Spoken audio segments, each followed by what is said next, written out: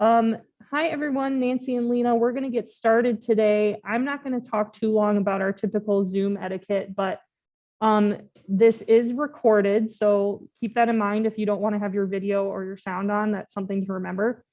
You can ask questions throughout, but because this is a hybrid program, so we're doing Zoom and there's some people here in person, it would be best if you ask your question in the chat and then I can pass that off to Lisa in person here. Besides that, I think we're just gonna go ahead and get started. There is a survey which I will put in the chat if you want to take and let us know whether you enjoy a program or if you think something can be improved. That's helpful for us. And because we are testing some new technology today, definitely any feedback you can provide would be super helpful. With that being said, I'm going to pass it over to Lisa, who's going to unmute herself, and I will spotlight her to get started. Excellent. Thank you so much. And thanks for coming, both the physical in-person people and the virtual people. So it's great to have you all here. So as Meg mentioned, go ahead and ask questions. You know, the people who are here asking, just ask. We're a small group, just ask. And people who are on virtual, go ahead and pop it in the chat. I'll try to keep an eye on it. So will Meg. So I'm looking kind of blurry to myself, Meg. I don't know. Yeah. Just to let you know, I look blurry to myself. And I'm fine with that, but so maybe if it makes my wrinkles go away, I don't know. So thanks for coming. And I live in Berkeley, so my references when I talk about places where I shop is unfortunately going to be drastically northeast of here, I think. So I just wanted to let you know that and apologize in advance for my geographical references. So I do a lot of, I'm a cookbook author, so I've written a couple books. My cookbooks all focus on quality of food. I'm a qualitarian, I call myself, rather than quantity. So I always focus on quality. And my second book, as you can see, is about oils and fats because I am really, really passionate about this topic. So this is actually my most favorite talk to give. So yeah, because I feel like everyone at this point pretty much understands that sugar is a big problem. But I think that rancid fats, and that's what we're really going to get into in detail, is just as big of a problem, but unfortunately people don't really know about it. So that's why I like to do this talk. So I do a lot of talks like this, and I do cooking demos, and I do cooking classes, and basically if it has to do with food and health, I really enjoy the intersection of the two. I've never worked in a restaurant, but aside from that, I've done pretty much everything else related to food. So just to get it started in terms of what we're talking about fats tonight primarily. Now that's one of the three macronutrients. So the macronutrients are fats, proteins, and carbohydrates. So just to define it up front, and then micronutrients are everything else. Micros are vitamins, minerals, polyphenols, antioxidants, everything else is a micro. So we're really going to focus on the macro. And one thing I do though want to point out where there's an intersection between those two worlds is that vitamins A, D, E, and K are actually all fat soluble, which means we need to have fat to access these vitamins. So B and C are not fat soluble, but A, D, E, and K are. So for example, if you want to eat a carrot thinking, yay, vitamin A, if you don't have some source of fat that you're eating with the carrot, then you're not going to get the vitamin A. And that could be nice quality olive oil. It could be a fresh avocado. It could be nuts. I mean, there's a lot of ways that fat-containing foods. But just to let you know right off the bat, a lot of vitamins actually are fat soluble. So as you can see, I'm a big proponent of good quality fat, so I don't shy away from it at all. And then another thing I want to point out too, just definitionally, is that when I say fats, lipid chemists include oils as a fat because fats are oils and oils are fats. But typically when home cooks like me talk about it, what we mean is when I say an oil, I mean a fat that is liquid at room temperature.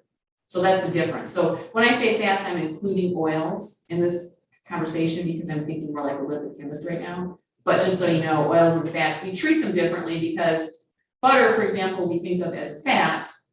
You cannot dress a salad with butter. I mean, unless you melt it, and that would be weird because then you're gonna wilt the lettuce with the hot butter.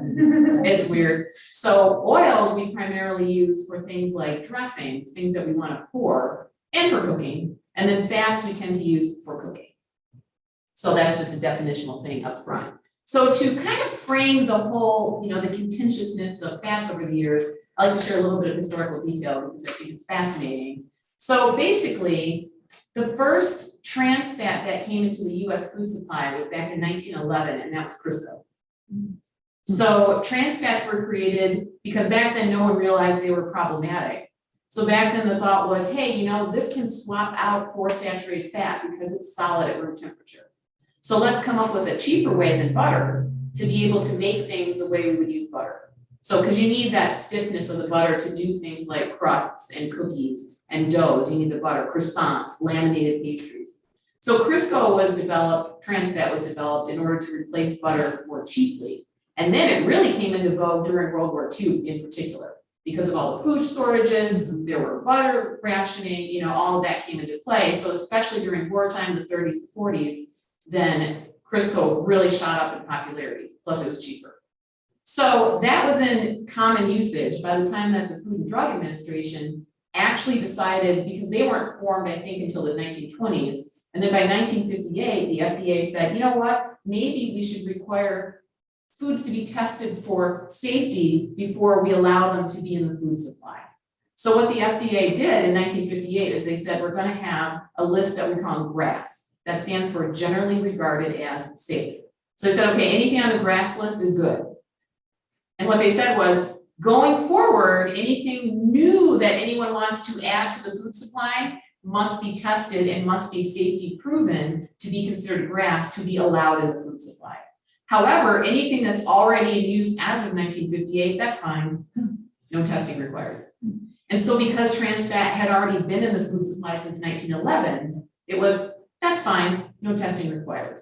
So a lot of the research that was done about fats in the 1950s and 60s, what was happening was researchers were combining trans fat and saturated fat because they're both solid at room temperature. So they said, oh, it's the same thing anyway, we're just gonna plop it all together, and all the studies done about heart disease and other issues that sat fat got maligned for, a lot of that was because they mixed trans fat with sat fat in the 1950s and 60s. And then by the time the 1970s and 80s rolled around, there was a huge anti-fat, low-fat movement. And a lot of that was because that research that was done unintentionally, you know, wound up including something which was the trans fats, which I wrote down the date. So in 2015, and again, they started the GRAS list, the FDA started the GRAS list in 1958. In 2015, the FDA finally ruled that trans fats are not fit for human consumption, and they are taking them off the GRAS list. So that basically kind of undoes a lot of the research from the 50s and 60s that we based a lot of the don't eat fat on, you know, has now been invalidated because now the FDA says, okay, hey, wait, this actually isn't safe for human consumption. So that's a short timeline of that. And I think the heartwarming part of it is that Dr. Fred Kummerow was one of the researchers in the 50s. He was a young guy back then, and he started researching the trans fat issue, and he was raising red flags way back then. So after 50 years of researching this issue, Dr. Kummerow, at the age of 94, basically filed a petition with the FDA in 2009 saying, guys, come on, we got decades and decades of research, trans fats are bad. And so, and again, he was 94 when he filed that petition, and he lived long enough because then 6 years later, in 2015, the FDA said, you're right. And he was 99 and still working. Because they didn't eat all that junk. He wasn't eating any kind of trans fat. That's what I He see. knew, right? And so, and then he finally passed away in 2017, he was 102. But I just think it's a heartwarming story that, Yes. I love this guy, right? He's my champion of healthy fats because it's because of him that we finally are getting rid of the really harmful fat, which is trans fat. Now, a little bit of nuance on that though is that they said that the FDA said in 2015 that the products had to come off the GRAS list, products with trans fat. By 2018, they gave manufacturers time to phase it out. So they had till 2018, 2019, and there are still a few out there, super unfortunately, such as microwave popcorn, such as refrigerated pre-made doughs, such as commercially made baked goods. So the downside of this is, and even though we are getting rid of them, it's much better than it was pre 2018, but you still do need to look for this on labels, particularly of highly processed foods. I mean, my solution is don't eat highly processed foods and this will not be a problem. But just so you know, the key words you want to look for are partially hydrogenated and hydrogenated oil. Because what happens with the process is you take a liquid oil, a seed oil, and you use nickel catalyst. It's this chemistry thing, I'm not a chemist, but at the end of the day, you wind up with a solid fat. And then the other thing I think is interesting historically is that cholesterol, again, was in the 1950s, 60s when the fat research was happening. There was also a lot of cholesterol research happening where rabbits were being used as test subjects. Rabbits are obligate herbivores, which means they never evolved to eat meat. We are omnivores, which means we evolved to eat meat and plants. So it's really not a comparable situation. So all of the research that was done about cholesterol in the 1950s and 60s resulted in 1968, the American Heart Association said, oh my gosh, don't eat egg yolks. In 2002, the American Heart Association said, never mind. In 2015, the recommended dietary guidelines for Americans in 2015 removed the limit they had previously imposed on eggs. So that's just a historical snapshot of how, fat got to be this malign thing by the time I was a kid in the 80s. I mean, I remember everything was low fat. We ate margarine, which is a trans fat. Steak margarine is still a trans fat. So, we've really come a long way since then. And this is part of why I got interested in this issue, because I thought, whoa, this has really gone through quite a curveball in terms of what's good, what isn't. So that's the historical background, and I included in your handouts, there is, and a lot of this also came out of calorie counting. So in your handouts, you have this sheet. I collected some of these ads from women's magazines from the 1960s to the 1980s, because what happens with calorie counting is that of the macronutrients, fat has twice as many calories as proteins and carbs. And so the calorie counting approach really led again to the vilification of fat because it had twice as many calories. So because of the calorie counting approach, which I think is a terrible, terrible idea, that's where you see these ads happening, where the ads are telling you based on, if you're saying that fewer calories is better, if this is your premise, then it is better to eat 3 teaspoons of pure white refined sugar than an apple. It is better in this world to eat 3 heaping spoonfuls of sugar than half of a grapefruit. And absolutely today, no one would agree with this. No one, not even the most still anti-fat registered dietitian would say, oh yes, please don't eat the sugar, not the apple. Mm-hmm. Although just so you know, apple juice is sugar. Don't drink fruit juice, eat the actual fruit. But that's for a different talk. I do all about sugar, so I won't cant it too much.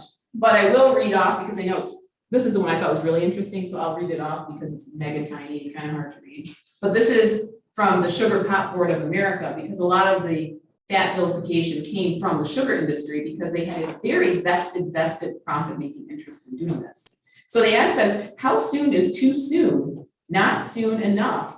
Laboratory tests over the last few years have proven that babies who start drinking soda during that early formative period have a much higher chance of gaining acceptance and fitting in during those awkward preteen and teen years. So do yourself a favor, do your child a favor. Start them on a strict regimen of sodas and other sugary carbonated beverages right now for a lifetime of guaranteed happiness. So this was what was happening at the time, directed at the public. Right. I mean, now it's like, my God, no, metabolic disorder, type 2 diabetes, insulin resistance, no. So that's the historical backdrop of how we got to where we were, where fats got to be, nobody was really trying to understand them or puzzle them out because everyone was just saying, don't eat them. So, and there are good fats and bad fats, which we will talk about, but it's not as simple as just they're all bad. So another tricky thing about fats, and this is why it got to be difficult in the food supply, is that fats can go rancid. Carbohydrates really can't. Proteins can because they're tied up with fat so much, because proteins and fats tend to come, in animal products or even nuts and seeds and things with high amounts of protein like soy. I mean, they also have fat. So protein and fat are kind of intertwined, whereas carbs are that's really its own category. So carbs basically are pretty indestructible and non-perishable. Fats are perishable. So if you're a food manufacturer or you're a grocer or you're keeping inventory of this stuff, it's more of a profit to sell stuff that doesn't go bad. So that's another reason why fats got kind of pushed out too, and not, it takes more care to properly care for a fat. And so when you take, and also sugar is a preservative. So I mean, sugar's been in food for a long time too, for that reason, it is a preservative. So when you take, unfortunately, the fat out of foods, and this is another handout, this is what happens, and it's this one. When you take the fat out of foods, I just went to the grocery store and I wrote down, I just looked at all these different yogurts and how much sugar is in a cup of each of these different types of yogurts. So when you compare low-fat yogurt or no-fat yogurt to whole milk yogurt, because you're taking the fat out, you know, of the whole milk, it goes from 9 grams of sugar per cup for whole milk yogurt to 33 grams for low-fat yogurt. And as a point of comparison, Coca-Cola has 27 grams of sugar per cup, and no one thinks that's good for you. So I'm kind of mind boggled as to why anyone is saying that low-fat yogurt is a good idea when there's this perfectly great whole milk version out there, and get that, right? Or coconut milk, or, you know, whatever it is you prefer. But so that's one of my big bugaboos is the low-fat yogurt craze. It's nuts. Because, you know, when you take out fat, you have to replace it with something. You're lacking mouthfeel, you're lacking flavor, you're lacking satiety. That word I really have trouble. Satiety? No.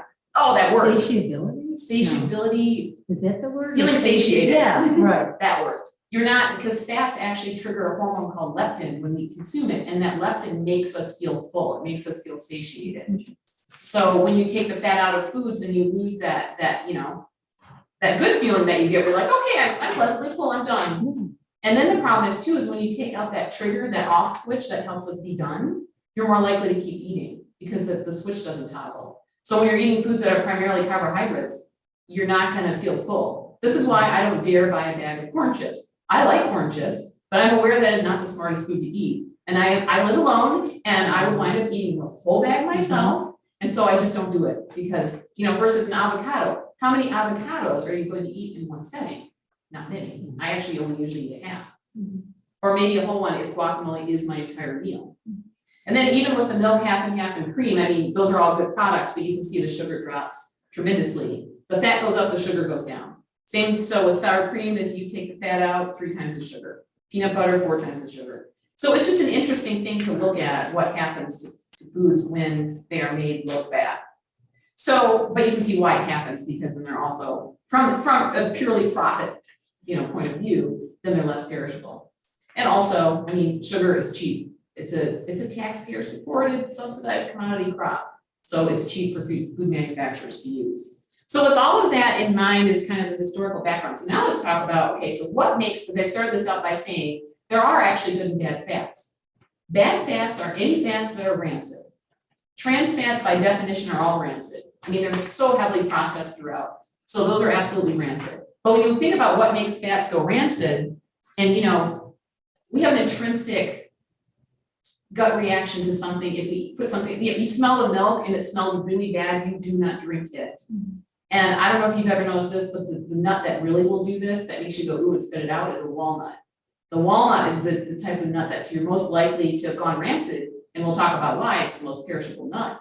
But the point is, you put that in your mouth and you chomp down and you spit it out, right? So we know we don't want rancidity, you know, meat, when it goes bad, no way. And while carbohydrates can still go bad in the sense that they can eventually rot and decompose, it doesn't go rancid the way fat goes rancid. So when you think about the factors that make fat go rancid, it's pretty much heat, light, time, and oxidation caused by chemicals. So it's kind of like rusting. You know, rusting is an example. If you get a scratch in the paint on your car, and if the steel is exposed to air and salt, you know, then that can make it rust. Well, with oils, same thing. I mean, actually, even exposing oils to air can actually make them go rancid faster. So in this instance, oxygen, it oxidizes, right? Oxygen, I'm going to count it as a chemical in this sense. So it's really heat, light, time, and that chemical impact. And this is why I just cringe when I see people when they have those olive oil cruets that they put their oil in. And in the cruets, you know, they're completely transparent and clear. They're completely exposed to light. It's not at all protected. It's not at all like something like, you know, this bottle, which, I mean, it's still glass, but it's not completely clear. It's a dark color. It really cuts down the amount of light that can get into that oil, right? Or something like this, which is completely opaque, walnut oil, completely opaque. There's no way light's getting into this thing. So whenever I see people do that, it makes me cringe, because if you expose an oil to light and then heat, and then often it's in a pretty cruet, they put it on the windowsill, right? Sunlight. Or I understand it's convenient to keep it by the stove, but don't. Because again, the stove is a source of heat. You don't want to keep your oils by any source of heat or light. And time too, so once you open a nice oil, you don't want to just let it sit around forever. you want to use it pretty promptly. Now, one way to get around that whole time issue with oils is if you stick them in the refrigerator. Oh, so you would That recommend. helps a lot. Okay. Yeah, that helps a lot to put your oils in the refrigerator. Now, if you're gonna rip through it, I don't put this is the olive oil I recommend just because we'll get into more detail on that later, but this is a good recommendable brand, California Olive Ranch. So I actually don't, I keep this in a cool, dark cupboard because I know I will use this entire thing in a month. It's not gonna sit there for months on end, right? So if you're gonna use it within a month or 2 months, then it's fine in a cool, dark cupboard. But some oils, and we'll get into more which ones, some you definitely always wanna keep in the refrigerator. And then some you don't need to. Coconut oil, quite honestly, is pretty indestructible. Ghee, which is clarified butter, is so indestructible that in India, when a girl child is born in some places, they actually put aside ghee for her wedding day. In Morocco, they purposely bury it. They put spices in it to flavor it and then bury it for a good long while. So ghee is actually the most indestructible of fats, and it's great for high heat cooking. But my point is, you definitely want to make sure that you buy oils and fats, but you want to make sure that you buy them that have not been rendered rancid. So to some extent, it starts, let's see. Oh, I didn't need to see that, okay. I didn't know if there was something in the chat I had to pay attention to. So to some extent, it's going to be how you keep these oils at home. You want to look for good ones, but then keep them smartly. So that's why the name of this talk is how to choose, use, and enjoy. As part of the using is properly storing them. But getting into how do you know what to look for? Well, there's another handy dandy sheet in your handouts. I love handouts. So this is how oils are manufactured. So this is actually from a book that was written in the 80s, and it's by a gentleman named John Finnegan, fantastic book. And even though it was in the 80s, I actually spoke with an oil manufacturer, I think it was 4 years ago, so I mean still decently recently, and he did confirm when he described his process for how he makes his refined oils, it's still like this. So I feel confident sharing this sheet because I think more or less based on that producer's conversation I had with him, I think it's still mostly the same process. So this is broken down to show you the difference. Now, what's being called here in organic oils, what I would call an unrefined oil, and then we have the refined oils. So keeping in mind time, heat, light, and chemicals is what makes oils go rancid. You can see in the case of, let's say we have an olive and we're doing this. If we're doing it the unrefined way, the organic way with olives, you would just take out the pit, crush the fruit, and collect the juice. Because actually olive oil is fruit juice. Olives are fruit. Technically, if the seed is entirely enclosed within the thing, it's a fruit. That's why olives are fruits. That's why avocados are fruits. The pit is all inside of it. So that's all you need to do. I mean, any of us could actually do extra virgin olive oil in our home because it's so oily. Olives are so oily that it's easy to press the juice out. And you would do it quickly. You're not heating it in any kind of way. You're not putting any kind of chemicals in it, and you bottle it in a nice dark container. But then the refined way, as you can see there, involves all kinds of heat applications, going up to over 500 degrees. It involves hexane, which is a chemical solvent. It involves a lot of time because it's obviously takes longer to do. I really don't think they're controlling to try to, keep the lights dim or anything. I'm just guessing. But this kind of production results in an oil, which the oil producer I spoke to, I will quote him, he said, when it comes off the line, it is stinky and sludgy, quote unquote. So because of that, because it's rendered rancid in the processing, and by the way, these are known in industry as RBD oils, refined, bleached, and deodorized. RBD oils. So when they come off the line, they have to be bleached and deodorized, which is why they're called RBD oils. And so every time you see a TV chef natter on and on about neutral tasting oils, it just makes me want to make this chef sit here during one of my presentations to understand that a neutral tasting oil is a refined oil that has been bleached and deodorized and stripped of all color and stripped of all aroma and flavor. Because if all you do is press this thing and capture the juice from it, it's gonna still taste like what it was. Right? And this is why olive oils have all these different flavors. And this is why we have these really great olive oil tasting rooms, and they all taste different. So hazelnut oil, and you're going to find out because we have all these awesome oils for you ladies to try, they all taste like what they are. So once you've gotten a chance to taste an unrefined oil, you also start to pick up on how to tell because it is what it is, right? An almond oil should smell and taste like almonds. And by the way, those oils, as you'll see, they are not just flat, pale gold color. So when you're at the supermarket and you see the refined oil section, I mean, they all look the same. And that's why vegetable oil, that's why it's just labeled vegetable oil. because it doesn't matter. It could be canola or soy or cottonseed. Then you don't have to pay to actually change the label to actually, say what's in it. It's just all called vegetable oil. That is massively refined. So one of the hallmarks of what I'll call a real oil, unrefined, is that it tastes like what it is. So there's only one oil actually that doesn't really have any flavor that you could say is neutral, that is unrefined. You want to guess what it is? Because what it comes from doesn't really have much flavor. Avocado. Because avocados are basically creamy, right? They don't really have a flavor. So genuinely unrefined avocado oil, if you are trying to find an oil that really doesn't have much flavor, you could actually use that. Now that people have realized that, the avocado oil world is now getting rampant with fraud. The olive oil world is super rampant with fraud. But this is what happens whenever anything becomes enough of a demand for that product, then there's motivation to cheat, right? Whereas you don't see the same problem happening with pumpkin seed oil because how many people are really looking for it? Although it's kind of a big thing in Austria. Austrians absolutely love their pumpkin seed oil. Really? Yeah, but in the US, it's not really a thing. And we have other squash seed oils that I've seen in New York. When I was there for culinary conference, there was Stony Brook, I think is the name of the company. Stony Brook produces different squash seed oils, butternut squash, kabocha squash. Yeah, it's really neat. So, you can find at different places these interesting small oil productions. But for the most part though, so avocado is a neutral oil, but for the most part, it's you gotta be careful. So when you're looking at oils, so some though clues right off the bat, if it's vegetable oil. And here's what's always refined in this country: soy, canola. All of these things are technically, theoretically possible to not refine. I've just never seen them not refined, so I'm not saying it doesn't exist. But cottonseed, canola, soy, rice bran, sunflower I've only ever seen refined, safflower, grapeseed. Because when you think about how tiny the seeds are in grapes and think about the procedures you would have to do to crush the tiny bit, they're 5% oil by weight. So to get that tiny 5% out of there is not easy. So it's a waste byproduct of winemaking. So grapeseed oil is quite popular because what are you gonna do with all the seeds? So that's a very common, highly refined. There's one, if you've ever seen this in a jerry can, which is kind of an indicator, it's a jerry can, pomace oil, which is considered barely fit for human consumption, really low grade olive oil. Don't ever buy pomace, it's terrible, just terrible. So those are the typical, those are really the refined oils, but other things typically are not, and these would be walnut.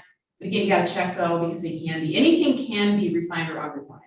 So the trick is checking, but knowing that it should have its own aroma, its own flavor, its own color even is helpful. And knowing that the packaging should look, not cheap, thin plastic, right? The packaging should look more like a nice solid glass container. And this one actually is clear. This is coconut oil, tree of life coconut oil.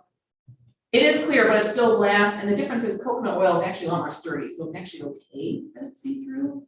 But none of this is cheap clear plastic though. And then like I showed you earlier, this one is opaque. So one thing you can look for is packaging. Another word you can look for is unrefined.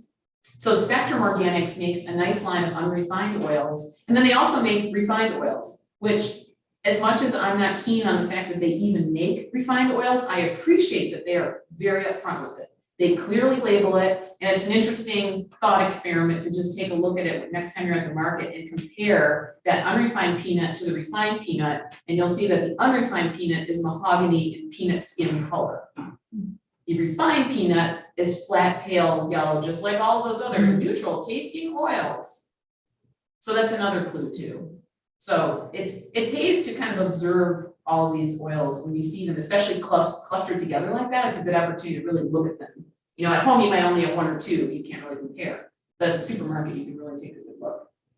And then some too, it's good to know that, and we'll get more now into extra virgin olive oil because this is a huge question I get quite a lot. This is probably the most popular oil in the US, is what kind of olive oil should I get? Because unfortunately, massive fraud. There's a really great book about this by Tom Mueller called Extra Virginity that I always recommend if you're massively into tell me more about olive oil. But part of the problem with this is that the US refuses to sign on to the Olive Oil Council, the International Olive Oil Council agreements that govern countries that sign on. So if we were to sign on to it, then there would at least be some level of oversight in terms of what is sold legally as being extra virgin. But because we won't sign it, anything can be sold in the US, labeled extra virgin, there's no testing. So what it's supposed to mean is less than 6% acidity, so it's very measurable, and that's just a reflection of the freshness of the fruit. So there are pretty easy ways to actually measure this, and then there are also what's called a sensory panel. I think it'd be cool to be on this. And a sensory panel is, you have the laboratory testing and the numbers, but then you have the people who say, hey, come on, I can taste that fustiness. I can taste that off rancidity, I can taste it. So typically oils, when they are certified in some way, are certified both ways. They're certified laboratory-wise testing and they're certified with a sensory panel. So one bit of news is now there is an applied sensory panel label on the top, and it's very tiny for the online folks. It's that top one. It's that top one. It's incredibly super tiny and kind of hard to see. So the applied sensory panel actually is a product of University of California, Davis has this fantastic olive center. They grow their own olives. They've come up with ways to test. They've come up with a certification program that interested parties can, apply to. And if they pass, that's great. So obviously these guys, that's why I recommend these guys. They pass with flying colors. And UC Davis did a study, and I think it was in 2014-ish, or maybe it's 2012. Yeah, maybe it's 2012. But anyway, UC Davis went out and bought all of these big time supermarket brands and then took them back to the lab and tested them to see if the ones that claim to be extra virgin actually are. So here's the epic fails. Filippo Berio, Bertolli, and Colavita all failed. They're all marked extra virgin, they all failed. Star was another one that failed. I've never seen that around here. California Olive Ranch passed. Cobram Estates passed.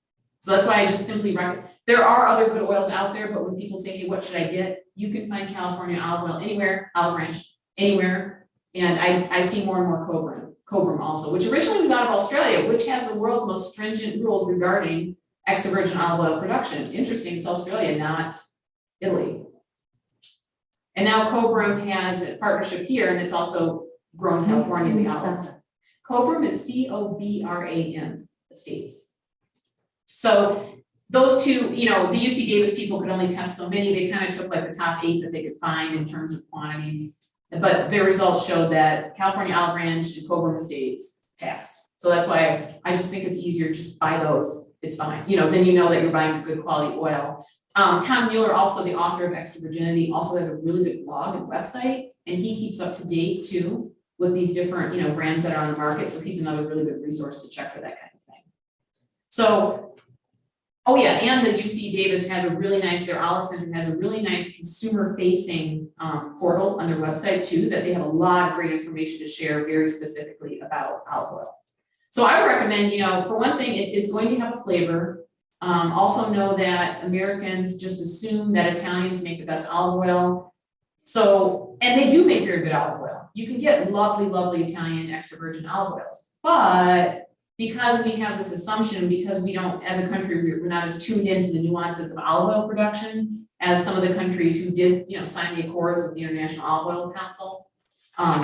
We tend to get hoodwinked easily. And so what can happen is Filippo Berio, Bertolli, Colavita, geez, those all sound Italian, don't they? Because we just assume that if it has an Italian name, it must be great.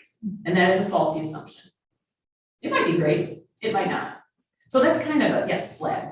What is the what am I looking for that's less than 6%?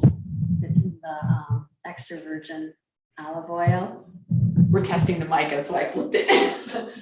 I'm sorry, so what are you looking for that's good? Yeah, you said it has to say, for it to be good, or the one we want. It's probably not gonna state the you said acidity something level. about, it's the acidity. Okay. Yeah, it's acidity level. Probably won't actually state it, but that's part of the certification procedure for being able to say extra virgin on there.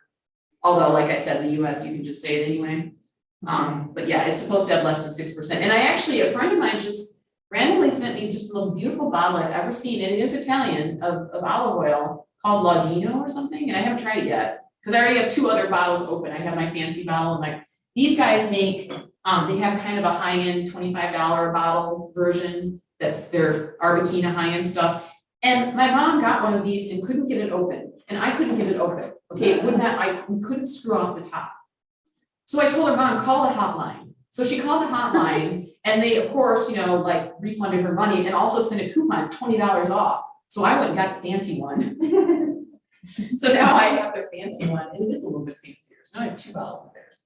But then I have this 3rd bottle I haven't opened yet. And it actually, in the packaging, it's translated fairly well, but it's adorably also not perfect English, which I like. And it's actually brags about being 2% acidity. Wow. So I'll be really curious to try it. But that's the only time I've ever seen a manufacturer actually state Say that. it, okay. Right. So here's the words that mean nothing when you see them on olive oils, especially natural, pure, light tasting, extra light tasting. All of this means nothing, absolutely nothing. The only thing that should mean anything would be extra virgin. Virgin alone, also nothing. I mean, in the EU, yes, there are kind of shades of nuances to this kind of thing, but for our purposes, it's not gonna matter. So one thing to note, and soon I will have you go over and taste what we have so that you can taste what I'm talking about. But one thing to note is that all oils have the same amount of fat per tablespoon. So there's no such thing as a light oil. I mean, the only way you could have a light oil is if you mixed it with water. And and that doesn't mix well anyway. So that's kind of an epic fail. So yeah, they're all 14 grams of total fat per tablespoon. But what becomes different and what's really important to know about is that there are 3 types of fat. There's saturated fat, which I started out talking about, how it got maligned, mixed in with trans fats. There's saturated fat, there's monounsaturated fat, and there's polyunsaturated fat. So saturated fats are very stable. And that's why I mentioned earlier that the coconut oil, it's okay that it's clear. You actually don't have to refrigerate it. And that's because this is primarily a saturated fat. So I have the last handout in your packet. I gave some examples of this so you can see what I'm talking about with the numbers. So what I did here, this is the what our oil is made of sheet. What I did here is you can see that the breakdown for the coconut oil, okay, 12 out of 14 grams are saturated fat. So we're gonna call that a saturated fat. All fats are combinations of all 3 types, but the question becomes which is the majority, and that's what we call it. So coconut, 12 out of 14, it's saturated. Olive oil, 10 out of 14 is a monounsaturated fat, so we classify it as a monounsaturated fat, which I say sat and mono and poly for short. Walnut, on the other hand, is 10 out of 14 is a polyunsaturated fat. So we're going to call that a polyunsaturated fat.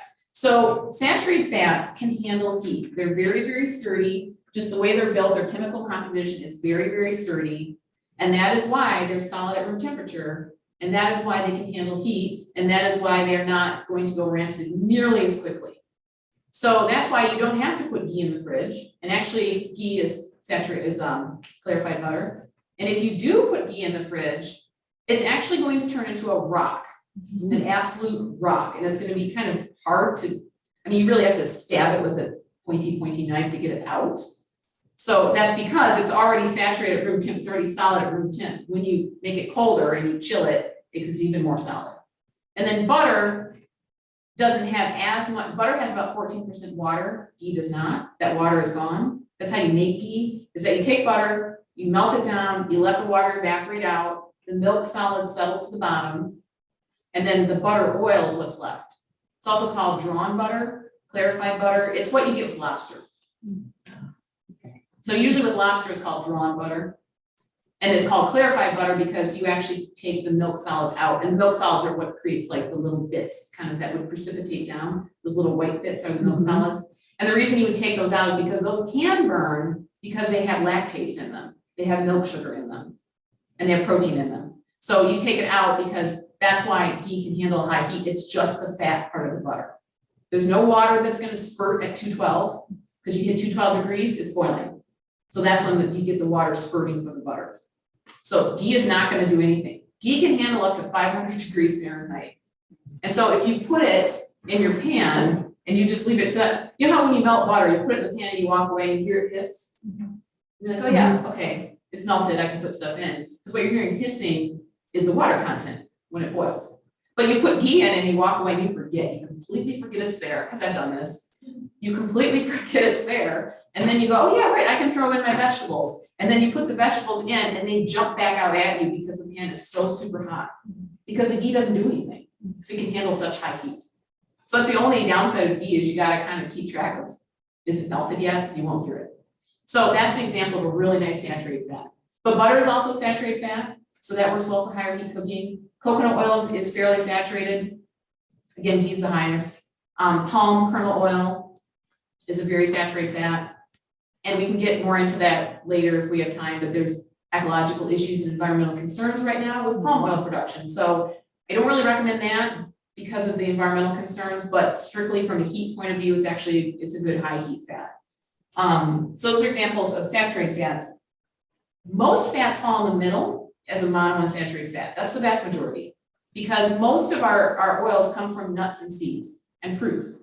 So the fruits would be the olives and the avocados.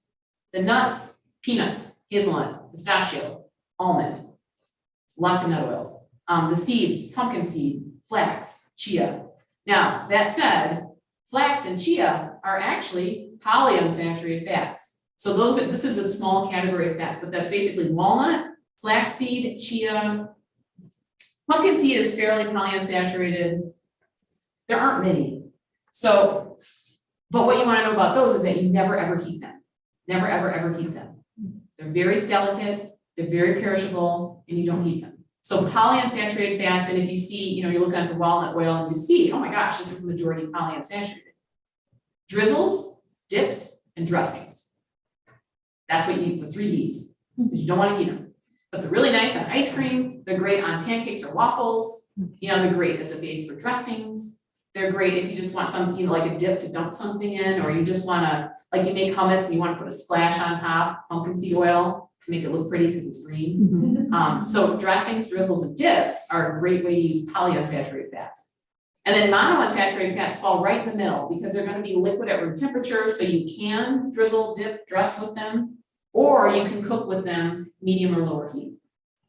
So this is why actually you could get away with, even though I obsess about oils and I literally have, I think my book covers 18 different ones. So at some point when I was testing recipes for the book, I had 18 kinds of oils and fats. It was kind of crazy.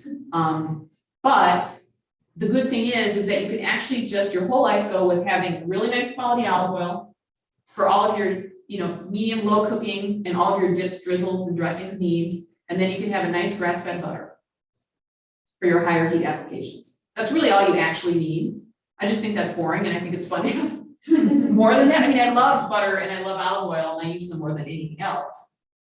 But the nice thing is once you've established what the heat requirement is, then it becomes fun to play because that's the health part, right? The heat part is the health part because you don't want a rancid oil and you don't want to make a good oil rancid. So once you've established that, then you can say, what flavor do I want? Because again, all of these unrefined oils have wonderful flavors. And that's where they get fun. And that's why I don't know why any chefs would advise using a neutral tasting oil. I don't understand because I love Emerald and I love the kick it up a notch thing, but how is it kicking it up a notch to say use neutral oil? It's like the opposite of kicking it up. That's knocking it down. So I don't understand why people want that anyway.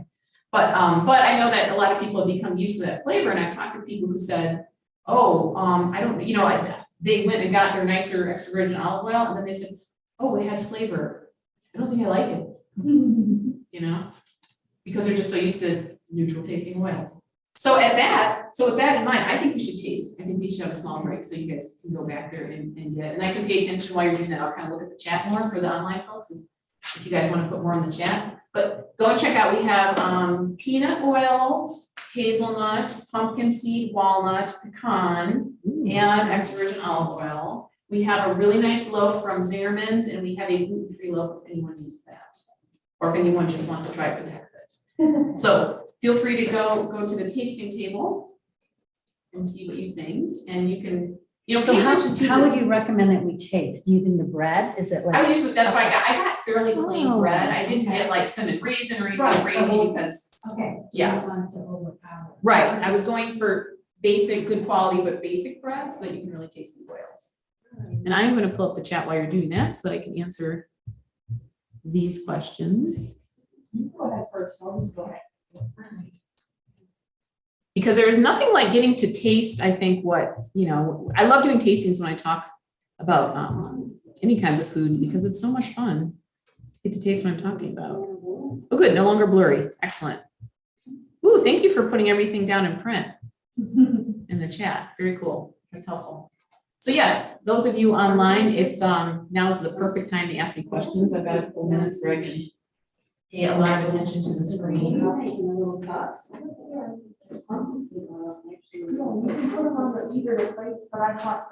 I like those little cups you guys had. Those are cool.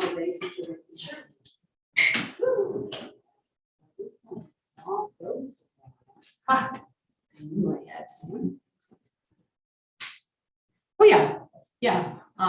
And you know, that is a good prompt in terms of what to use with what. So the temperature thing is obviously a main consideration, but then after that, like I mentioned that Austrians love pumpkin seed oil. You know, so certain parts of the world, I mean, if you want to make a Brazilian dish, red palm oil actually, or a Western African dish, red palm oil is their main oil that they use in those parts. It's called dinde actually in Brazil, but it's red palm oil. Or like walnuts, very popular in France. You tend to see that there. You know, Asian cuisine uses a lot of sesame seed oil. That's a popular one.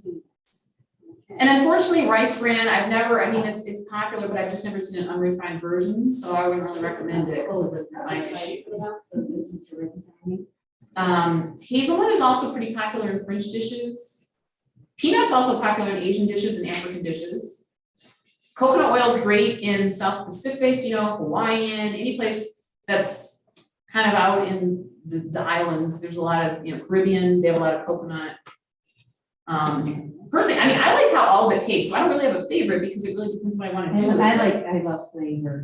Yeah. I do. I'm not a picky eater, so I'm like, oh, I do. I love, there really isn't anything I don't like, so. Same here, I like all this stuff, Yeah, so. yeah, I love flavors and textures and, yeah. But the best thing to do is really to just taste it by itself or, you know, with a fairly bland kind of bread, just to get an idea what it tastes like, because then it's gonna be easier for you to think of what would I wanna do with it. Yeah. I mean, obviously Italian dishes, right, olive oil, king.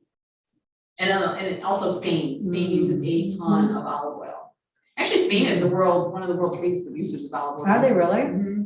And so what happens a lot too, I meant to mention this, is with the stuff that's labeled made in Italy, because for the American market, because we tend to just have an automatic halo around the made in Italy thing, is that, again, it comes down to our laws and what we allow, is that as long as it is bottled in Italy and is shipped from Italy, you can say made in Italy.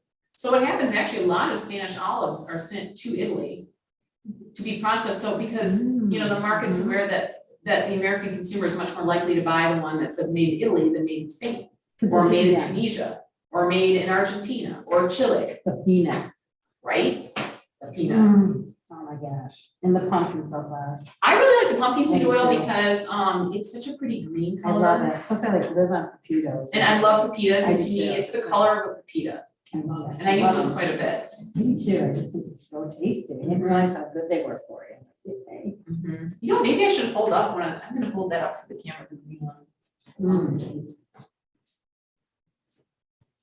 Yeah, get up there, because that one's the showiest one.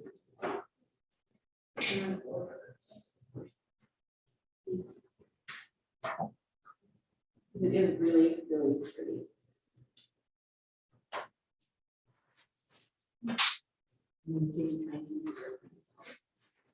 Oh, it's so good. This one I think is the.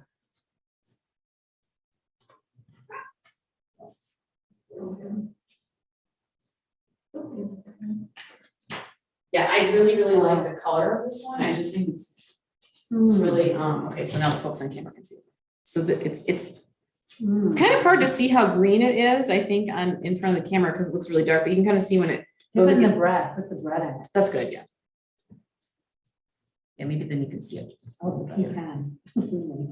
Oh, I know the pecan, I love the, so, yeah, you kind of can see it better on the bread, actually. I mean, nobody would call this It's like my neutral. matcha. It's not neutral. I love it. It's So good. Mhm. But the green reminds me of my matcha. Mhm. It does look like matcha. My matcha tea, oh my God.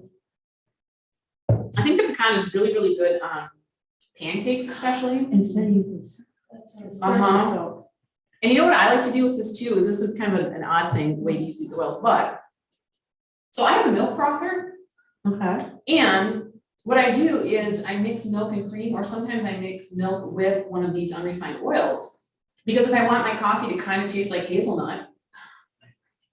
Because just a little bit of, and I mean, like a teaspoon, it's not even that much, but you know, I put in my milk frother, I'll put milk and then I'll just put a little drizzle of a different, preferably nut oil, because I think those blend really well in coffees. Because instead of buying terrible hazelnut non-dairy creamer, which by the way has trans fat in it still, that's one of the food groups that tends to have trans fats.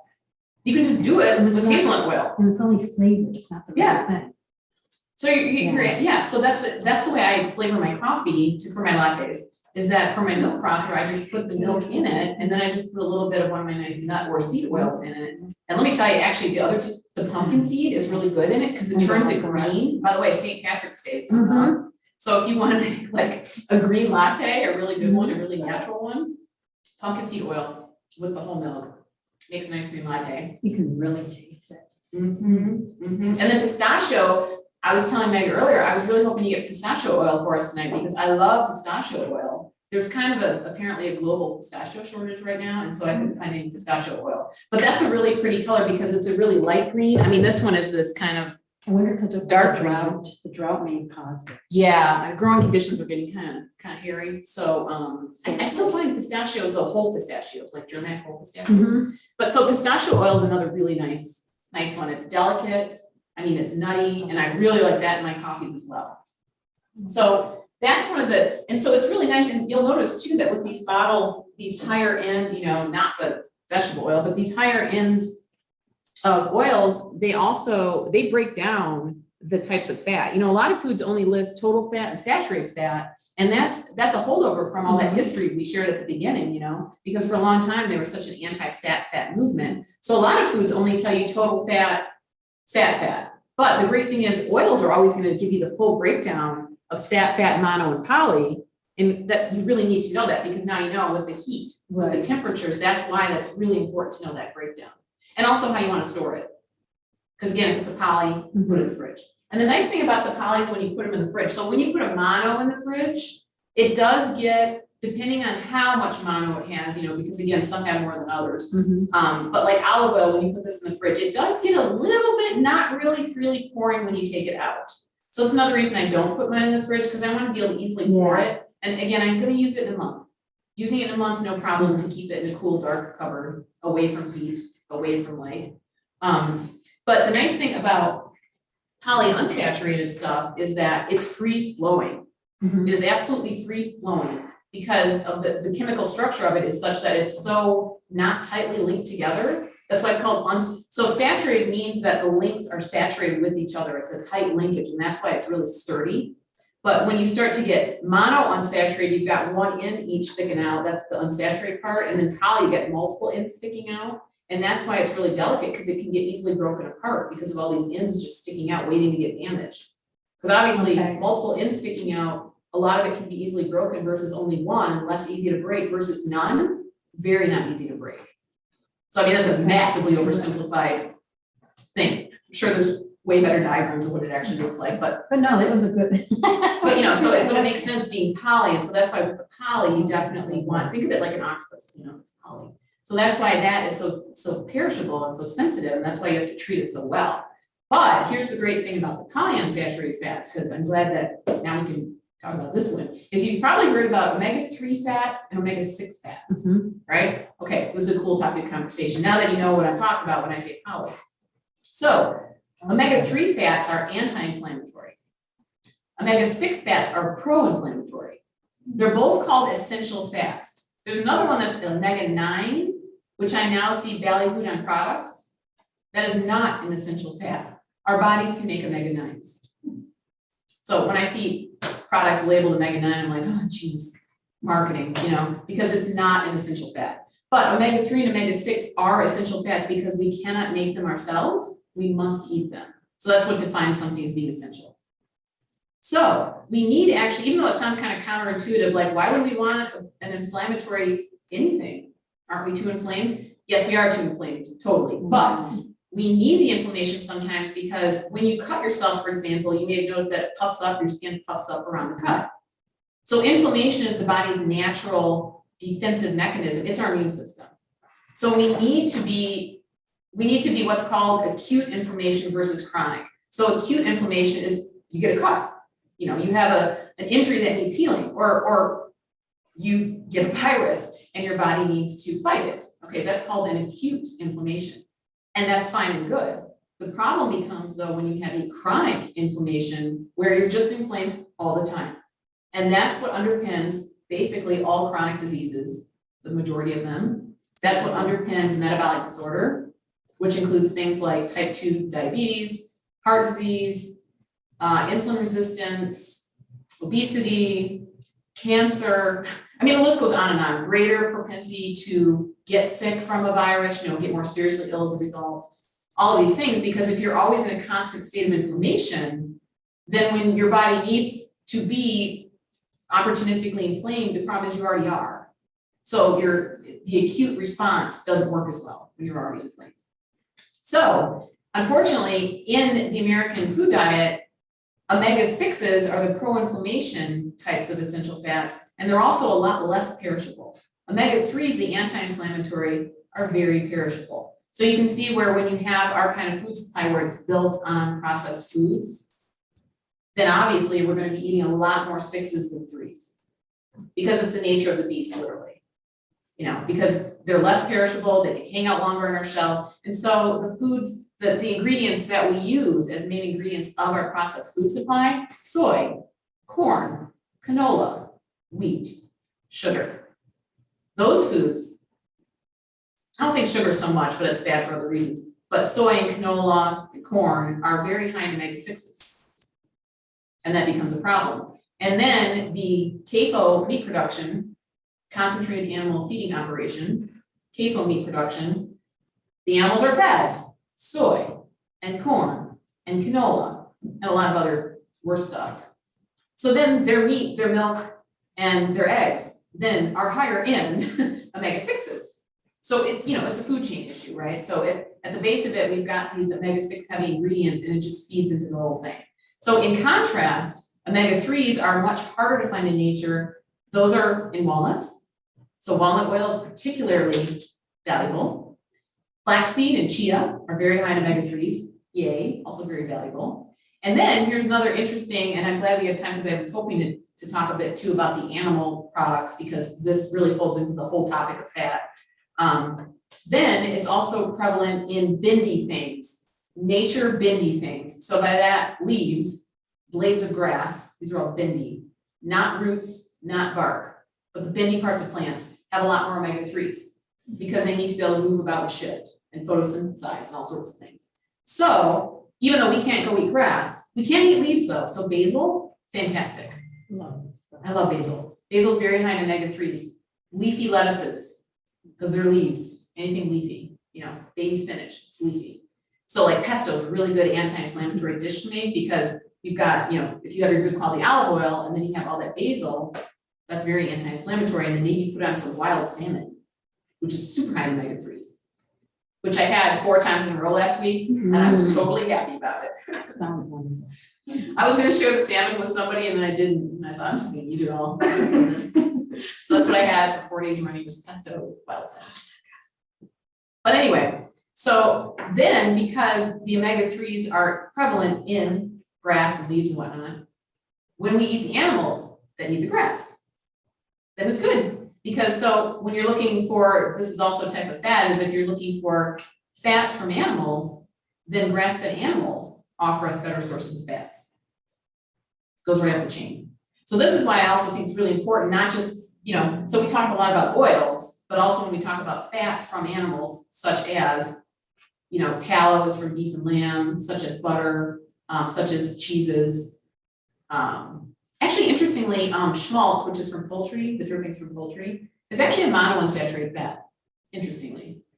And this will shock you, but lard from pork is also monounsaturated. And when you get these fats from animals that were eating outside, living as they should, eating these omega-3 rich foods, actually, then they have higher percentages of that and lower percentages of saturated fat. So if you got pastured pork product lard versus CAFO pork lard, Right. the pastured pork lard is going to have more monounsaturated, more anti-inflammatory, polyunsaturated, and less saturated. Not that there's anything wrong with saturated fat, but I think it's kind of comparable to say, okay, well, the refining of oils is not great. And I kind of feel that we refine animals in the same way, by forcing them to live in unnatural conditions. I mean, that's like refined animal fats. So even though fat from any animal can still handle heat, I would argue that it's still better to, grass-fed would still fall into unrefined fats. The way I think about fats would still be unrefined fats. So do you have any questions about like the animal? Does anybody have any in the chats? Oh, I lived in Spain and a very typical breakfast was simply crusty bread and olive oil. It is. It definitely is. The hazelnut oil almost tastes like peanut butter. That's true. And if you can't do peanuts, that the hazelnut oil is kind of a nice nutty touch too if you can't do peanuts. So yeah, so that's kind of in terms of animal fats too. That's why it's worth looking at or for pastured animal products. And it's also good to know too that they have less saturated fat because I always tell people half the time, half the heat. Because if you cook, because marbling, what the USDA calls prime and choice and select and all that stuff, the USDA scale is entirely dependent on intramuscular marbling, which is really unhealthy for the animal. That type of marbled fat is super unhealthy. You can only achieve it if you really, force feed is not the right word because it's not like they're not actually force fed the same way foie gras is produced, but they're only given that type of food. They're not allowed to graze. If they had the choice, I'm pretty sure they would pick the grass. They don't have that choice. So cattle in CAFO conditions for animals, they only get the super starchy, load them up. It's corn-fed cow beef for a reason. It's not coconut-fed. In the 1970s, the beef industry tried feeding coconut because they thought, oh, fat makes you fat, doesn't it? So the cattle lost weight because fat doesn't make you fat. Unless you're eating a lot of refined fats, like trans fats and these refined fats, but just the premise of fat makes it just doesn't work out that way. And so in order to fatten the cattle faster, it's got to be corn fed. Can't be coconut fed or avocado fed. So that's how you get the intramuscular marbling, and then that's why those wind up being ranked as a higher quality meat, unfortunately. And it's because when you cook it, it's easier not to completely turn it into dry leather. So it is something to be aware of if you transition into grass-fed meats, especially. A little bit too with the eggs. The eggs are also cook a little bit faster, I would say. But especially the meats though, like a steak, you gotta do half the time, half the heat. Otherwise, you can't undo the leather. Because it's gonna be a lot leaner. It's gonna be a lot less intramuscular marbling. And you just don't have that room. And I guess I was just reading, so there's this other really good book I meant to mention. It's called Real Food, Fake Food. Came out in 2015, I think. I'm just rereading it now. But by Larry Olmsted. Yeah, Olmsted. And he gets into all the different fraudulent foods that are commonly fraudulent in the US. One of them, olive oil, is a big one. But he talks about Kobe beef. Oh, really? Oh, yeah. Because, Kobe beef is from Japan and it has to come from the Kobe region. That's why it's called Kobe. And it's actually different breeds. It's not a breed name. A lot of people think it's a breed name. It's 3 or 5. I think there's 5 different breeds that are allowed for Kobe beef production. One was Wagyu, which is the one we're most familiar with. But man, there's a lot of fraudulent.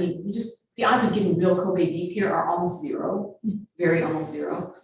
But part of what its appeal is because it is very intramuscular marbled. And they can't let them just graze around like they would with grass-fed. It's not the same production as grass-fed. It has to be only feeding hay and dried grains and stuff. It's really interesting. Yeah, it can't be like a grass-fed thing. It's really crazy.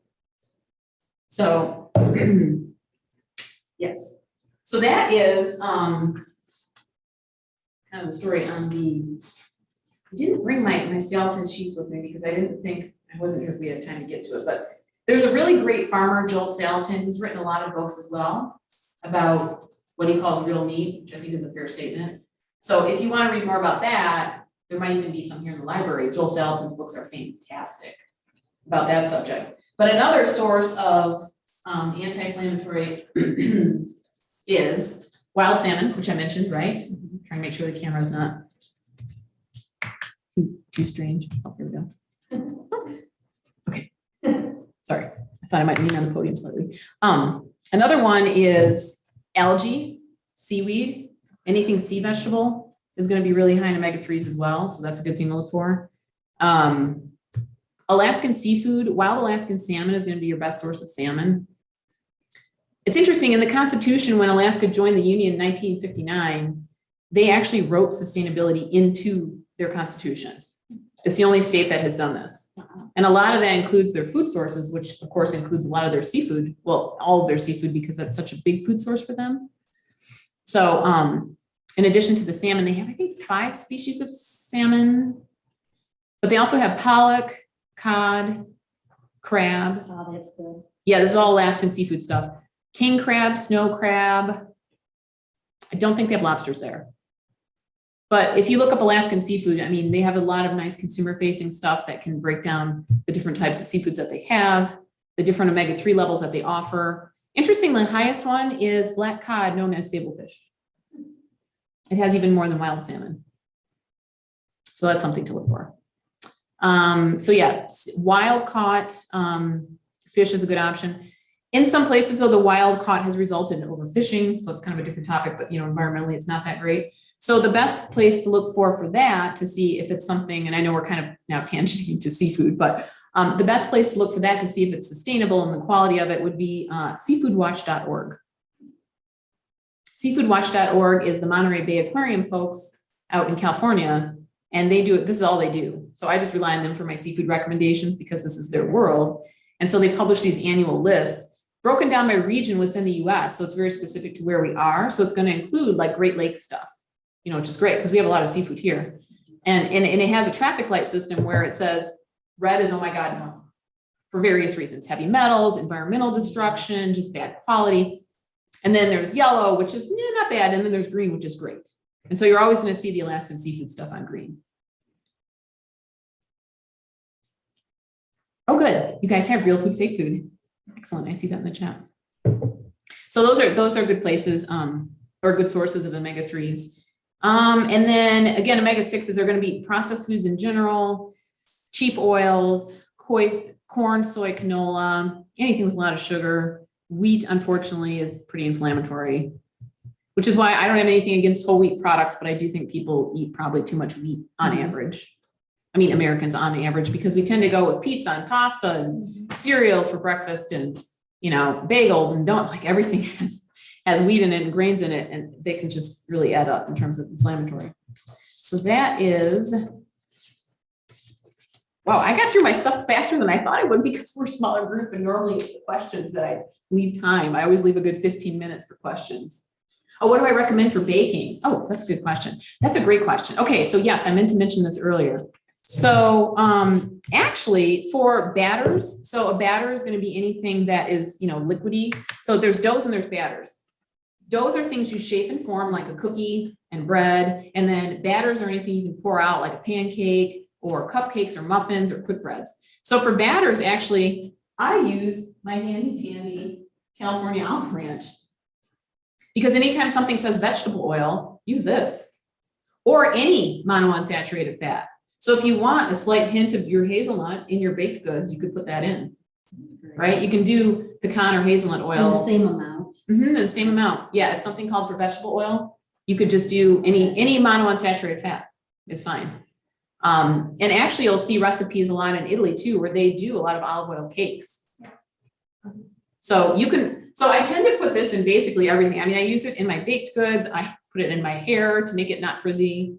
I put it on my salads. I use it for a lot of things. So that's what I use for batters. Now, if you're making something that's a dough, you can't use oil because then you would not have a dough. Your cookie would not be 20 discrete cookies. It would be one flat sheet cookie. So for that, I use butter. So you have to pretty much, you could also use, if you can't do dairy, you could also do coconut oil is stiffer, but butter creams better, you know, if it's a recipe where you need to cream it. And I know some people can't do dairy, and I have so much sympathy for that situation because that's a tough one.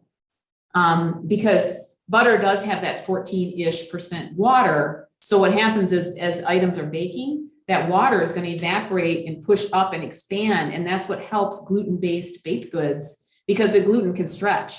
So those wheat strands can stretch as that evaporating water is pushing up and out. And that's where you get a lot of your rise. So coconut, you would not get that same effect because it does not have the water content. Same thing with ghee. It doesn't have the water. So butter, if you can do butter, that's really going to be your best bet for anything that says to cream it or anything that says that you need that really rising ability. I mean, it's not as much of a thing with cookies. Cookies don't really rise the same way that breads rise. So yeah, but I would use any monounsaturated fat you can use for baking. And I'm so used to at this point the flavor of my olive oil. I honestly, I don't even really notice it in my baked goods anymore, I don't think, because I use it all the time. So that's a good one. And for the butter, I meant to recommend a brand on that too. So you want to get grass-fed butter, which Kerrygold is probably the easiest one to find. I now see one called, I want to say it's Green Fields or something. I'm seeing other ones now. I feel like Kerrygold really opened the barn door for that type of food, or type of butter rather. So I'm seeing other ones now. Irish Fields, maybe it was called. It's in a green wrapper. Anyway, it's at Westbourne, which I apologize. I'm in Berkeley, so that's on the other side of town. So, but I do see Kerrygolds everywhere now, I think. People tell me it's even at Walmart or something. I don't know. I've never been there, but, so yeah, so that's kind of my top recommendations, Kerrygold. What about your olive oil? Where do you get that? Also at Westbourne? Westbourne, but I think it's at Kroger, I think. Oh, really? I think so. And I see the places that they don't have it at Trader Joe's. Trader Joe's is kind of an anomaly because they really do their own branded stuff. And so that's the one national chain you're not probably going to find this. Although once I found La Tourgelle walnut oil at Trader Joe's, I couldn't believe it. Could not believe it, because their policy is that they need to stock every store in the nation with something. So it's kind of hard to get smaller scale stuff into there because you just don't make it at that kind of scale. Right. So it blew my mind, and I'm so happy. And I bought 2 bottles of it. But La Tourgelle, I typically order those online just because it is kind of hard to find.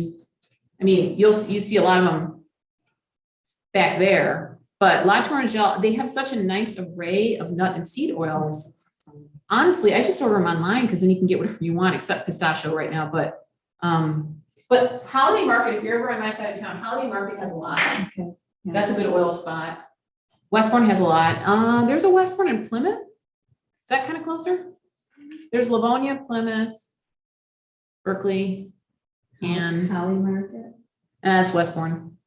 But you're on your side of town. Because my daughter's there. There's a Hollywood, but Holiday. Holiday. That's what I thought. Holiday. And Westbourne. And Westbourne. Papa Joe's has some decent stuff, but I would say Whole Foods is pretty good. Plum Market's pretty good, but again, I don't know if you guys have that out here. Plum has a good There's a selection. Plum in Ann Arbor.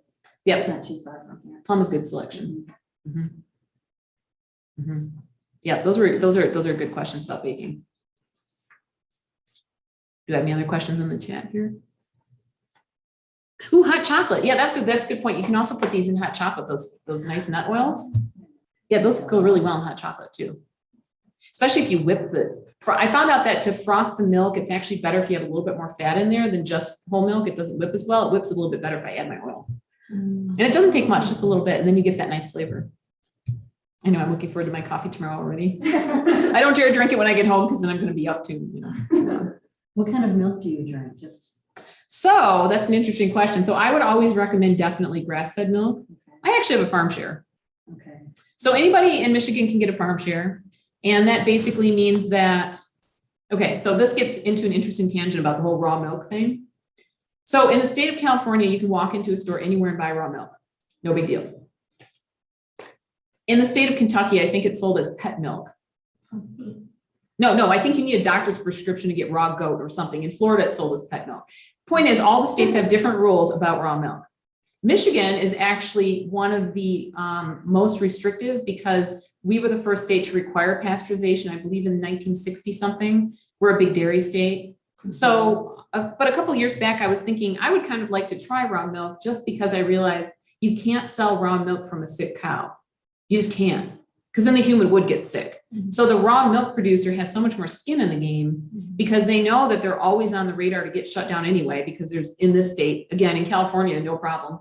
But in this state, so they really have to test and toe a line and stuff. And they're very, I just think they pay more attention to the quality of their product, and their cattle absolutely are grazing all the time. So I thought, Mom, do you want to get raw milk and give it a shot?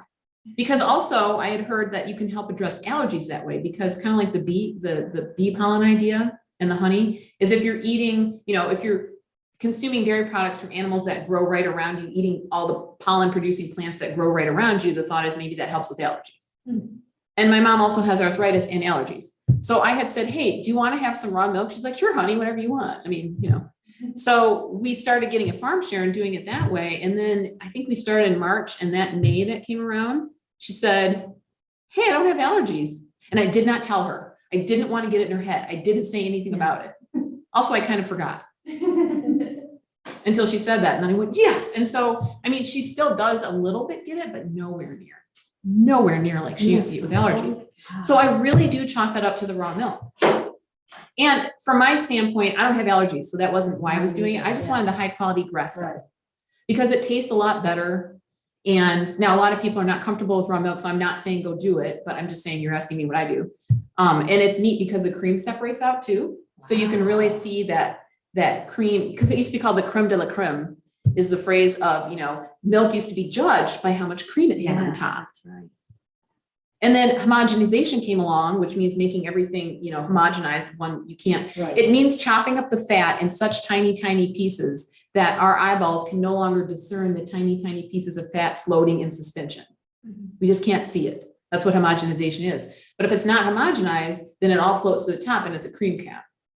So it's actually interesting because sometimes like the cream is we get every other Friday, we pick up our farm stuff. And when we got it last Friday, the cream is so thick. I was trying to pour some out for my mom and I was doing this and it was not coming out. I mean, like not. And I finally had to get a spoon and it was like ice cream because they're starting to eat grass again. Wow. And then in May and June, the milk that we get is really yellow.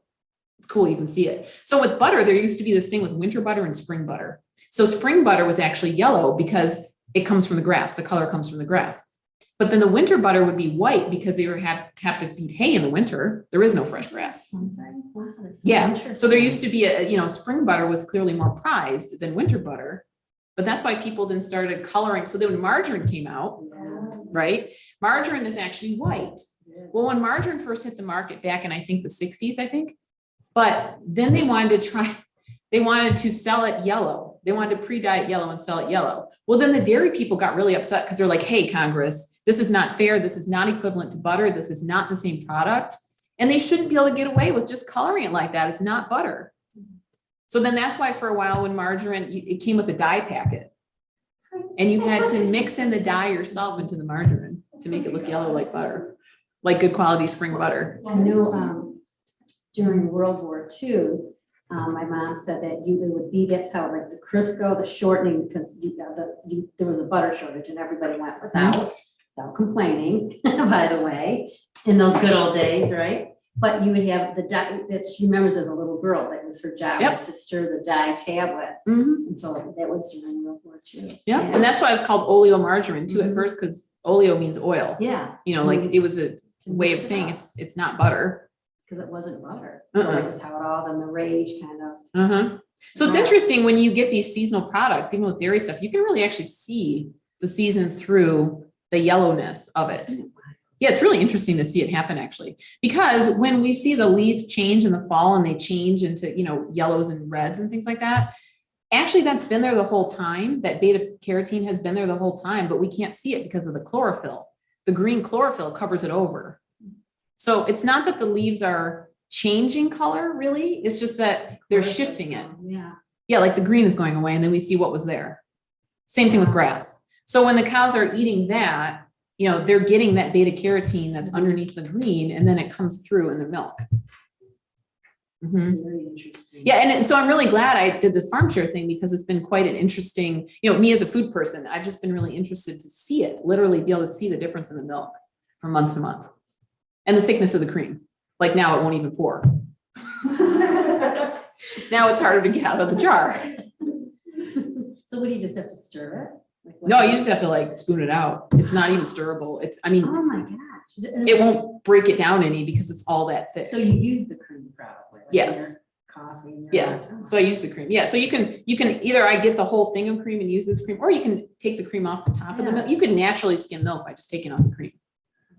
Mhm. That's what naturally skimmed milk would be, is you just take the cream off, and that's how you get your heavy whipping cream. And then the rest you would have would be the skim milk. Mhm.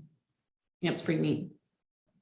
Sounds like I've never seen it. I just open up the bottle I get from the store. But around here, Calder's Dairy, which is kind of more on my side of town, but Calder's Dairy has some nice grass-fed dairy products that they sell locally, at least like Westbourne and Holiday, and they all have it. Plum has it. I don't know Okay. again what stores here, but those have Calder's.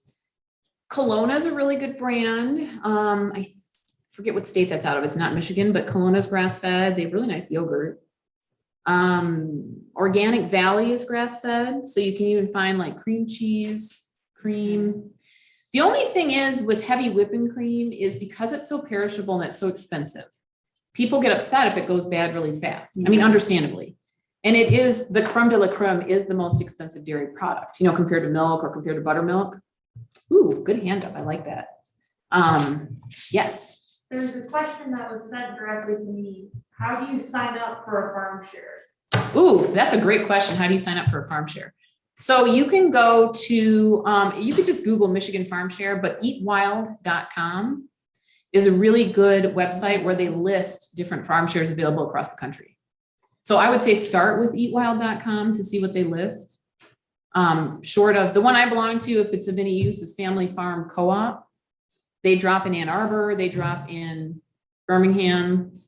So the thing with farm shares is typically most of them don't deliver it to your door. For the most of this, they go to a central drop-off spot, and then you, the customer, would go and pick it up.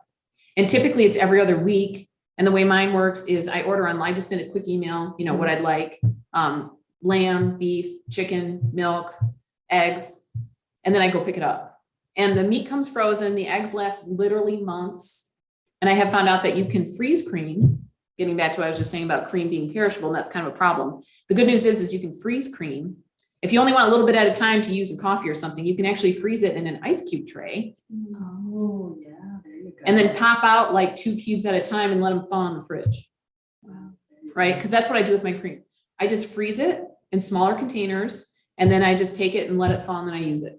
And that way I never waste cream. Sour cream would be if you left out raw cream, left it out on purpose in a warm climate, it will turn into sour cream, but that's not really what I'm going for in my coffee. So I don't do that. I want fresh cream. So the farm share setup is usually, they don't all offer all of these items. And so you'd want to do some research. If you're thinking about joining, you'd want to say, hey, what's important to me? So my first farmer, great milk products, no lamb. And I really wanted lamb. So I found another one that offered lamb. So that's something to look for if you're thinking about it, is make sure they have what you want. Okay. Make sure that the pickup spot is going to be convenient. I mean, if you can't get there, if it's too far away, it's not going to work for you. Make sure the pickup time is it's a set time usually. Make sure it's something you can do.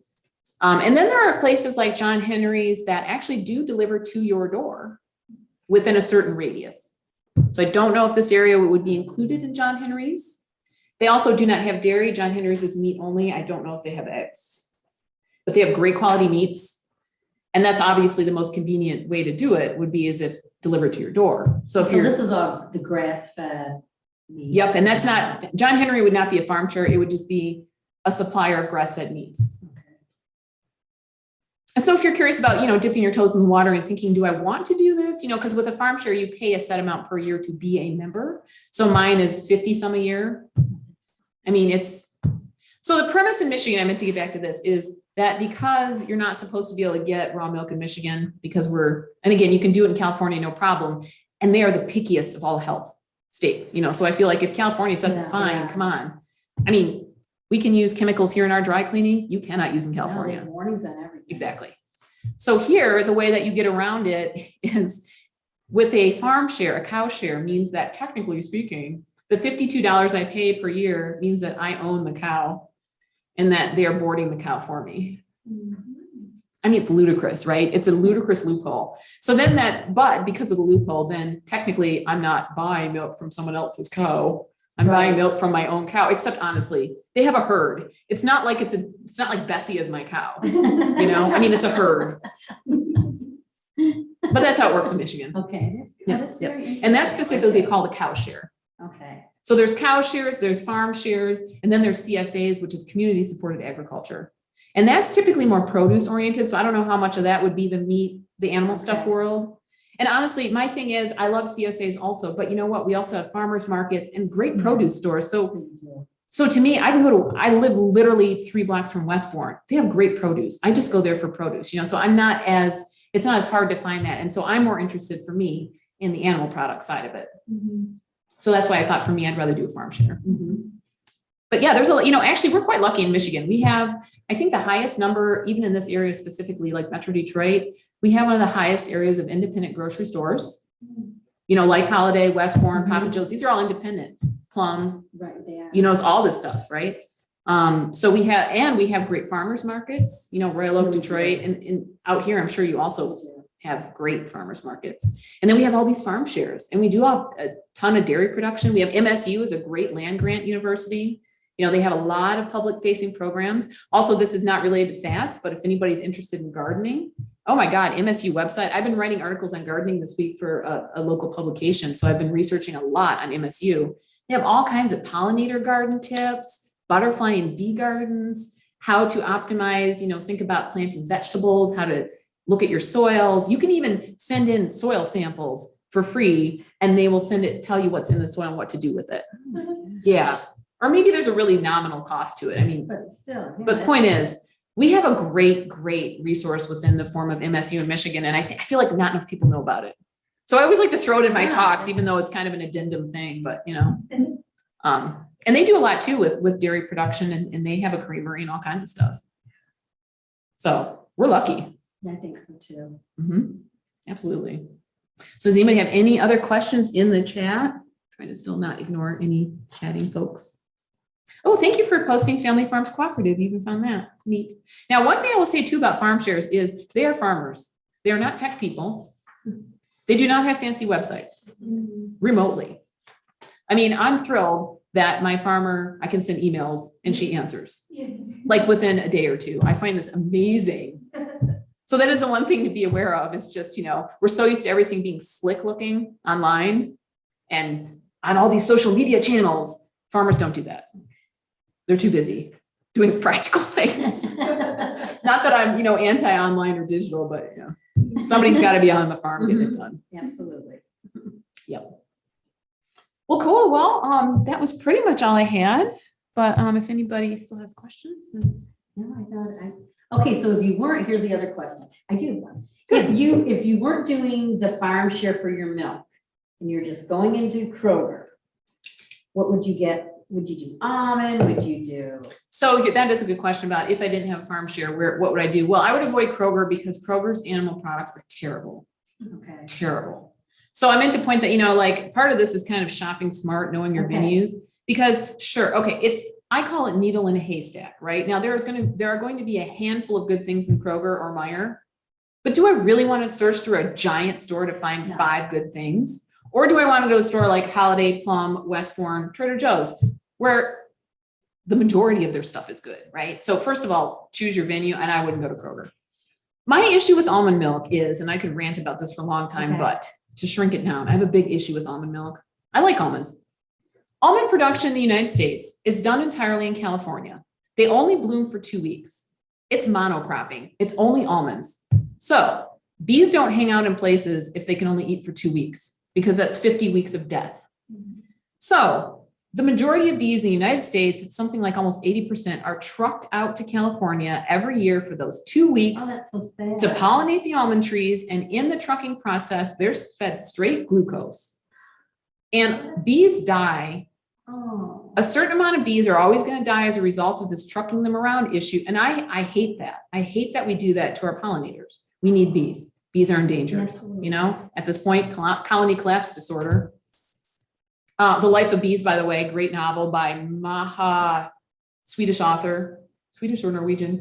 Anyway, wrote The Life of I think it's a dystopian futuristic story in which all the bees die and humans have to hand pollinate everything. And we basically die out. Oh, sure. We need would. bees. So anyway, so I have a really big issue with taking an almond. A whole almond has a lot of nutrition, but to make it into almond milk, you have to crush it. I mean, I've made my own. You have to crush it. You have to mix it with water. You have to squeeze it out. You squeeze out quite a lot of the actual almond. You're throwing away a lot of the almond to make almond milk. So in my mind, I'm not against it, except I am against it because we're ruining the bees for the sake of almonds. And then we're not even maximizing the nutrition from the whole almond. I just assume eat an almond. Right. Eat the almonds. Totally. Eat the almonds.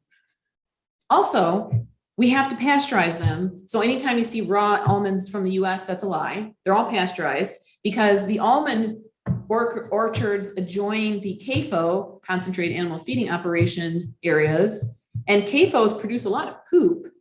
And there have been instances where E. coli got into the almonds because of CAFO overflow. So then you have to pasteurize the almonds. Oh, boy. Right? If we just had only grass-fed animal production and no CAFOs, that would solve the problem of other things. But anyway, that's another tangent. So no, I don't like almond milk. Okay, well, I'm glad you told me that. But if you can't do dairy, No, I mean, I just was curious as to. coconut milk is pretty good. It's not like environmentally destructive, right? And it's a good rich fatty milk. You can easily water it down to make it less fatty for your texture needs. That's probably my favorite. Oat milk is pretty good. Oats grow in rough climates, it's an easy crop to grow. Oats are good. Okay. Oat milk is nice. And that's easy to make. You can take rolled oats, blend it with water, let it sit overnight, and then you have oat milk in the morning. You can just make it yourself. So, yeah. Okay. That was a good question about almond milk because that's kind of my pet peeve lately. I'm glad you told me that. Because I love Avoid soy milk because omega-6 is inflammatory soy. Avoid it. Got that recorded here. Rice is not the greatest either. It just doesn't have a whole lot of nutritional profile, not really. If you can do dairy, look for grass-fed I dairy. try to do, what I've been trying to do is I call it purposeful eating. Yeah, purposeful So, eating. I like and I that. really like that word because when I am, I'm gonna eat, 'cause I like to eat, need to eat, but everything that's on my plate, I want it to have a reason.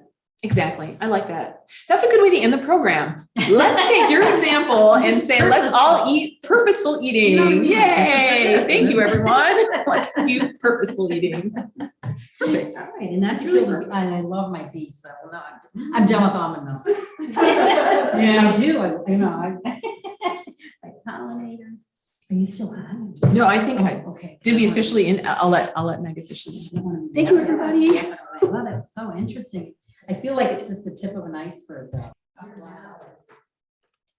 I take a certain amount of notes that I bring with me so I don't forget, but a lot of it I talk about. You teach her? I mean, this kind of thing. You should be like teaching that. I've done talks at. Thank you, everyone. Thanks for coming. See you next time. And please, if you want, fill out our survey.